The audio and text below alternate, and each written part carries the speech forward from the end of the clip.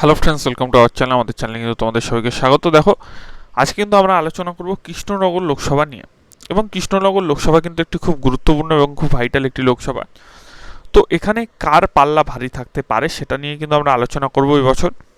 দেখুন, 2014 এবং 2019-এ যে লোকসভা ভোট হয়েছিল তাতে মোটামুটি কে এগিয়েছিল, কত ভোটে এগিয়েছিল, এবং ভবিষ্যতে বা ভবিষ্যতে কার পাল্লা এখানে ভারী থাকতে পারে এবং কে এখানে জয়লাভ করতে পারবে সম্ভাব্য, সেটা কিন্তু আমরা আজকে আলোচনা করব। দেখুন, এখানে কিন্তু একটি সম্ভাব্য আলোচনা করা হবে। এটা কিন্তু হতেও পারে, আবার নাও হতে পারে, কিন্তু আমরা যেটুকু ট্রেন্ড ধরে ধরে বুঝবো সেটা কিন্তু অবশ্যই কিন্তু দেখবো। আর তার আগে যদি আপনি চ্যানেল নতুন হন, অবশ্যই কিন্তু চ্যানেলটি সাবস্ক্রাইব করে পাশে থাকা বেল আইকনটি ক্লিক করবেন। তো দেখুন, কৃষ্ণনগরে কার পাল্লা ভারী। তো আমরা কিন্তু প্রথমে দেখে নেব 2014 সালে এখানে কি হয়েছিল। দেখুন, 2014 সালে এখানে কিন্তু ভোটার সংখ্যা ছিল 14,76,000 এবং পুরুষ ভোটারের সংখ্যা ছিল 7,69,000, মহিলা ভোটারের সংখ্যা ছিল 7,06,000।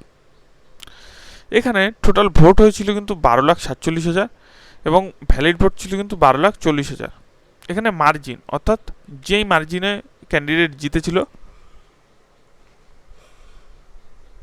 সেই মার্জিন কিন্তু বলতেই পারেন 71,255টি ছিল। এবং এখানে জয়লাভ করেছিল কিন্তু টিএমসি, অর্থাৎ এআইটিসি, তখন অল ইন্ডিয়া তৃণমূল কংগ্রেস ছিল, এবং তারা কিন্তু এখানে জয়লাভ করেছিল। তারা কিন্তু সম্ভাব্য ভোটের মানে যেটা ভোট হয়েছিল সেই ভোটের কিন্তু টোটাল 35.4% পেয়েছিল। সেকেন্ড পজিশনে ছিল বা রানার্স ছিল কিন্তু সিপিএম, যার কিন্তু ভোট সংখ্যা ছিল 29.6। এবং 2014 এখানে কিন্তু বিজেপিও, দেখুন, সিপিএমের প্রায় কাছাকাছি, সিপিএম 29%, বিজেপিও কিন্তু 26% রেখেছিল, এবং কংগ্রেস কিন্তু একদমই কম ছিল, যে কিনা 6% ছিল। এবার দেখুন, এখানে কে 2014 সালে জয়লাভ করেছিল। তো কে জয়লাভ করেছিল তা সেটা জানার আগে কিন্তু আমরা দেখে নেব 2014 কিন্তু 42টার মধ্যে 34টা পেয়েছিল মানে মমতা ব্যানার্জি সরকার, অর্থাৎ টিএমসি সরকার। 4টি পেয়েছিল কংগ্রেস, 2টি পেয়েছিল বিজেপি, সিপিএম পেয়েছিল কিন্তু 2টি, টোটাল 42টার মধ্যে। এখন দেখুন, এখানে কিন্তু জয়লাভ করেছিল টিএমসি তাপস পাল। সে সময় কিন্তু তাপস পাল দাঁড়িয়েছিল, এবং তাপস পাল কিন্তু টোটাল ভোট পেয়েছিল কিন্তু 4,38,789, যা কিনা ভোট পার্সেন্টেজ 35.16। এবং সেকেন্ড ছিল শান্তনু ঝা, তার ভোট সংখ্যা কিন্তু ছিল 3,67,000। সে কিন্তু সিপিএম থেকে দাঁড়িয়েছিল। সেকেন্ড ছিল বিজেপি, বিজেপি কিন্তু ভালো ভোট একটি পেয়েছিল। বিজেপি কিন্তু সেই সময় ভোট পেয়েছিল 3,29,387টি ভোট। তার মানে 2014 সাল থেকে আমরা এখানে ধরেই নিতে পারি যে মোটামুটি বিজেপি এখানে কিন্তু ভালোই একটি রেজাল্ট করছে। এবং দেখুন, এখানে কিন্তু কংগ্রেস যে প্রার্থী ছিল সে কিন্তু 74,000 ভোট পেয়েছিল। নেক্সট আমরা চলে যাব 2019-এ। দেখুন, 2019-এ যখনই যাব দেখবেন কি অনেক কিছু পাল্টে গেছে।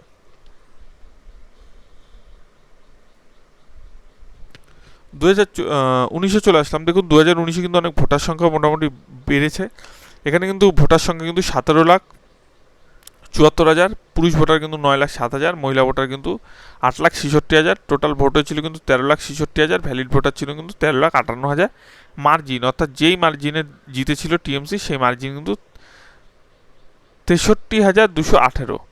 এবং দেখুন, এখানে আরেকটি জিনিস কিন্তু খুব গুরুত্বপূর্ণ, যেরকম ভোটের লোক বেড়েছে সেরকম কিন্তু টিএমসির ভোটের সংখ্যাও বেড়েছে। আপনারা দেখতে পাচ্ছেন টিএমসি কিন্তু 45.3% কিন্তু ভোট পার্সেন্টেজ পেয়েছে, যেখানে বিজেপি কিন্তু, সিপিএম কিন্তু ছিল সেকেন্ড স্থানে, সেখান থেকে সিপিএম এর ভোট কমে কিন্তু টোটাল বিজেপিও কিন্তু এখানে কিন্তু ভালো স্থান অধিকার করেছে 40.6।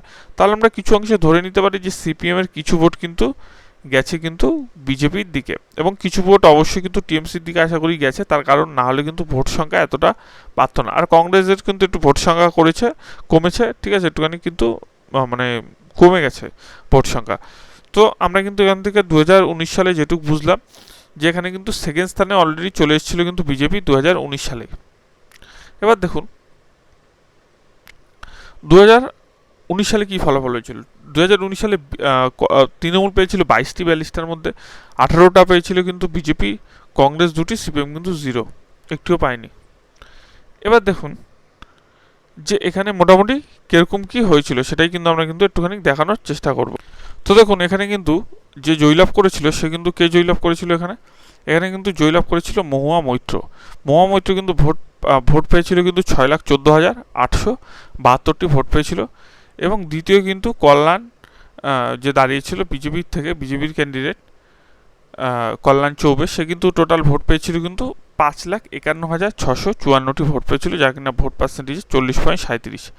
এবং শান্তনু ঝা কিন্তু দাঁড়িয়েছে, তার ভোট কিন্তু প্রচুর কমে গেছে, আপনারা দেখতে পাচ্ছেন।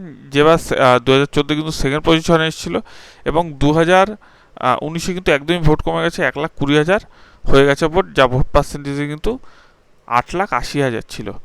এবং কংগ্রেসের যে ছিল সে তার কিন্তু ভোট কিন্তু 38,000 কিন্তু হয়েছে। এখন দেখা যাচ্ছে যে মোটামুটি ভোট কিন্তু কম বেশি অনেক হয়েছে, কিন্তু যেটা দেখা সেটা কিন্তু সিপিএমেরও ভোট বেড়ে, এখানে সিপিএম বলছি কেন, মানে টিএমসির যেমন ভোট বেড়েছে, বিজেপির কিন্তু তার থেকেও বেশি ভোট বেড়েছে, ঠিক আছে। তো এখানে আপনারা দেখতে পাচ্ছেন মোটামুটি 5%, অর্থাৎ 5% কিন্তু ডিফারেন্সে মোটামুটি মানে জয় পরাজয় কিন্তু হয়েছে। তো এটাই কিন্তু আপাতত বোঝা যাচ্ছে। এখন দেখা যাচ্ছে যে কে এখানে জিততে পারে বা সম্ভাব্য এখানে কে উইন হতে পারে। একটা কথা বলি, দেখুন, ভোট যখন হয় তখন কিন্তু কিছু কিছু জিনিসের উপর ডিপেন্ড করে কিন্তু একটা ভোট হয়। যেমন দেশের যে সরকার আছে সে কী কী কার্যকলাপ করেছে, সে কী কী উন্নয়ন করেছে, সে বিভিন্ন খাতে কী কী ব্যয় করেছে, তার বিভিন্ন ব্যয়ের মানে ব্যয়টা কিসে হয়েছে, এবং সে ভালো কী কী করেছে, কী কী স্ক্যাম করেছে, সেটা একটা। তার সঙ্গে যেই রাজ্যে ভোট হয় সেই রাজ্যে কিন্তু যেগুলো দেখায় সেগুলো কিন্তু একটা রাজ্যের মানে মুখ্যমন্ত্রী কী করে কিংবা একটা সরকার কী করে, ঠিক আছে, এবং এই জিনিসগুলো কিন্তু দেখা হয়। এবং দেখুন এখানে যেগুলো হয় যে কোনো রাজ্য বা কেন্দ্র কী কী কাজ করলো, কী কী স্ক্যাম করলো, ঠিক আছে, একটা সরকারে কী কী স্ক্যাম হয়, বা কী কী ভালো কাজ করে, বা কী কী স্কিম নতুন চালু করে, সেসবের উপরেই কিন্তু একটা ভোট হয়। কিন্তু যেহেতু একটা আমাদের সম্ভাব্য ফলাফল এখানে দিতে হবে, যেখানে কে এগিয়ে থাকতে পারে বা কার পাল্লা ভারী থাকতে পারে, দেখুন এখানে কিন্তু আপনারা জানেন যে মোটামুটি ভোটের ক্যান্ডিডেট কিন্তু ভালোই আছে, ঠিক আছে।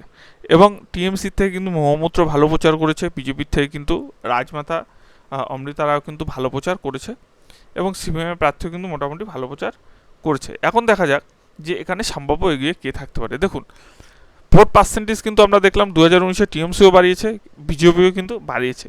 তো সর্বক্ষেত্রে কিন্তু এখানে লক্ষ্য করা যাচ্ছে যে মোটামুটি এই আসনটি বিজেপির পাল্লা কিন্তু ভারী থাকতে পারে এবছরের জন্য, ঠিক আছে। এবছরের জন্য কিন্তু এখানে বিজেপির পাল্লা ভারী থাকতে পারে। তবে এরকম কোনো ব্যাপার নেই যে এর পাল্লাই ভারী থাকবে, অবশ্যই কিন্তু যে কোনো মুহূর্তে যে কোনো কিছু চেঞ্জ হয়ে যেতে পারে, ঠিক আছে। আমরা যে ব্যাপারটা দেখাচ্ছি বা কার পাল্লা ভারী দেখাচ্ছি, তো যে কোনো মুহূর্তে যে কেউর পাল্লা কিন্তু ভারী হয়ে যেতে পারে, ঠিক আছে। মহামূত্র কিন্তু এগিয়ে যেতে পারে, এরকম কোনো ব্যাপার না। কিন্তু আসলকে উইন হবে সেটা কিন্তু অবশ্যই জানতে আপনাদের 4 তারিখ কিন্তু টিভির পর্দায় বা আমাদের চ্যানেলে নজর রাখতে হবে। কিন্তু আমাদের তরফ থেকে আপাতত কিন্তু সম্ভাব্য কিন্তু বিজেপির প্রার্থীকে কিন্তু এগিয়ে রাখা হলো এই লোকসভা কেন্দ্রে। তো ভিডিওটি কেমন লেগেছে অবশ্যই জানাবেন, ভালো লাগলে কিন্তু অবশ্যই চ্যানেলটি সাবস্ক্রাইব করে পাশে থাকা বেল আইকনটি ক্লিক করবেন। ধন্যবাদ।